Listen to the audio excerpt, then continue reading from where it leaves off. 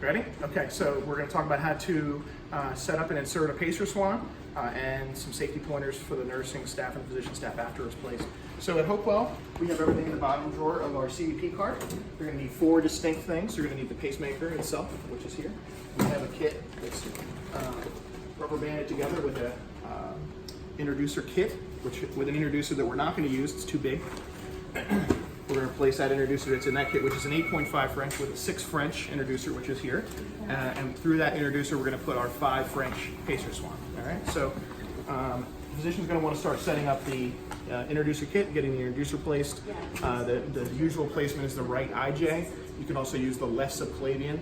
The opposite sides, the left IJ and the right subclavian, are very difficult to pass into the heart without fluoroscopy, so it's not recommended for the ER. But most doctors prefer the right IJ. So while you're setting that up, the nurse can get the pacer out, and the pacemaker is brand new. It's fully digital, the exact same functionality as the old analog one, and it has basically an on button. It has our energy setting in milliamps. I'm sorry, the top one is our rate we're going to set, okay? Has milliamps, and it has our sensitivity. So to place this, we want to at least have our rate at least 30 points above the intrinsic rate of the patient. So but normally around 80 or so is a good number to start at. Our energy we're going to turn all the way up at least to 20, if not to 25. And then our sensitivity we're going to turn all the way down, which is to the right, and we're going to bring it all the way, and it'll say asynchronous there. So that's important because it won't pace if it senses the patient's intrinsic rate. We want to just, when we first start to place it, have it on, constantly firing at 80 per minute. You want to make sure you get that off as soon as you can, though, because you don't want an R on T. And there's a little lock button for safety reasons here. Press it once, you can't change anything. Press it again, and it's unlocked. Okay. It also has overdrive pacing up here, which we don't typically use, but it is available if we need it. Okay, so we'll set that aside. We'll talk more about that in a little bit. We're going to need our wires as well. So this kit here has everything you need to put in the introducer. I'm sure all ER doctors have put these in before. This is an old kit. We're not wasting anything. So one thing that's important is this sheath cover that we need here, where the spares in the CVP kit there, CVP cart. So the cordis itself is this here. This is far too large. It's an 8.5. The risk will be if we put a 5 French down this, that they'll be bleeding up through the diaphragm. We don't want that. We can still get volume through the other one as well. So we get this cordis put in. We're going to use the 6 French, which is here. We get this placed. Obviously the physician's sterile, the nurse is not. And once we pull the pacer out, which again, this is a training pacer as well. So this is all sterile. And these things have a balloon. We need a balloon to inflate to float it through into the right ventricle. And you can see the syringe has a little stopper at about 1.5 cc's of air, which is all you want to ever put into this balloon because you don't want to blow the balloon up. All right, and we're going to push this through our cordis. But before we push it through, we want to put on the cover. Where'd the cover go? Because if you don't put it on before you put this in, you can't get it on any other way. Right? So if you see, this has a little connector, which actually connects right here. All right, I'm not going to put that on yet. What you do is you'd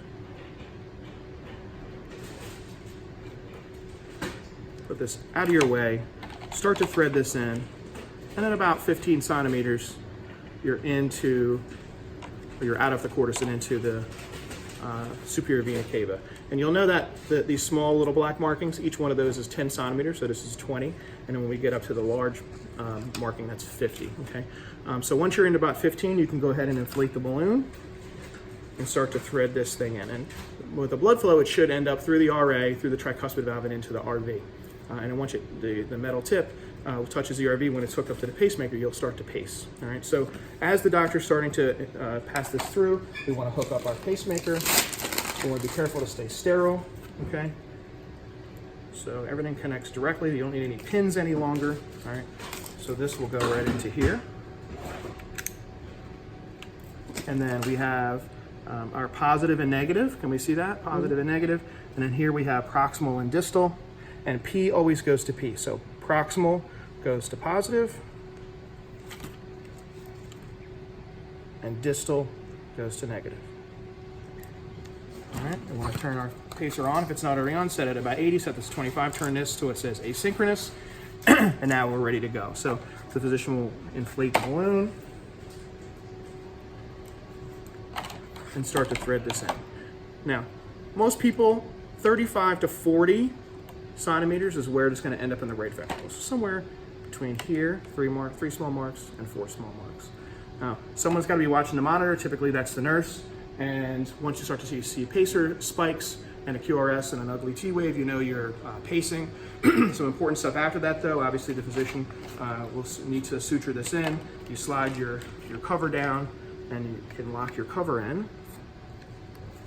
And then when we're all done, this gets expanded out. And now you can advance the pacer, and it can remain sterile if we need to. So some important points about safety. This should be typically hung out of the way of where the patient can reach it. You need to give the patient some good instruction. A lot of patients, obviously we put pacers in for a lot of reasons. It could just be something as significant sinus bradycardia, maybe it's a beta blocker overdose, maybe they're in a heart block. But especially if it's a ventricular escape beat, once the pacer starts working for the heart, and many times I've seen the heart just basically, their final escape focus quits working. And if you shut this pacer off, they're going to be completely flatlined. So they are 100% dependent upon this pacer to survive. So we hang it out of the way, we give them good instruction, we put the lock on after we set our final rate, typically around 70, depends on the patient though. We want to bring our energy level way down, all right? Most people will pace at around 5 milliamps or so, but you want to bring it down to where you're capturing, you're getting a pacer spike 99% of the time it's firing with capture, all right? We bring our asynchronous off, and we want to bring this down. So this sensing is basically, this is millivolts. So what this means is, when it's set at 10, if the pacer doesn't see a QRS complex that's at least 10 millivolts or two large boxes tall, it's not going to fire. It's going to see it as nothing, right? So we want to bring it down so it's sensing the QRS complexes, but not so sensitive that it senses any baseline artifact, because then it's going to see artifact as a QRS and not fire. Okay, does that all make sense? All right, so typically that's in the 5 millivolts, 5 to 10 millivolt range. In that range, we want to set it for the patient's QRS complexes. We want to turn our lock, close this off, put it to the side. I like to tape spare batteries to this. This does have a backup battery in it. If you can see, when I pop the batteries out, it still stays on. It just gives me an alarm that it's on a backup battery. So I don't know how long that lasts. I'm sure it's not long. Swap your batteries out, get them back in. So I usually tape batteries to this. And then you can keep another spare at the bedside. Okay, we keep 4 in here, additional ones, as well as an additional wire. And the other thing I like to do, once everything's sutured in place and we're pacing, before the physician actually leaves the room, have the patient turn their head from side to side. What you don't want is that pacer to pull out. All it takes is a tiny little movement of the pacemaker in the heart to detach it from the wall. So have them turn their head, lay them down, sit them up, have them move around, and make sure that we don't need to re-advance that. So that's about it. That's where we're at.